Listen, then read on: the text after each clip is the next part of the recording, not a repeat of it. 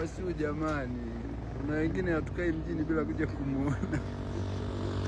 Jamani, hao rafiki zangu wametoka mjini wamekuja huku kwangu kwa ajili ya juice ya tende.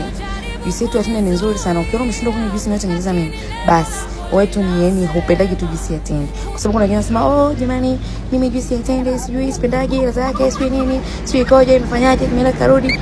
Hapana, unakuwa tu ni upendi kama upendi tu. Kama ambapo mimi sipendaji mlenda. Yaani iko tu hivyo automatic kwamba sipendaji nini, sipendaji mlenda.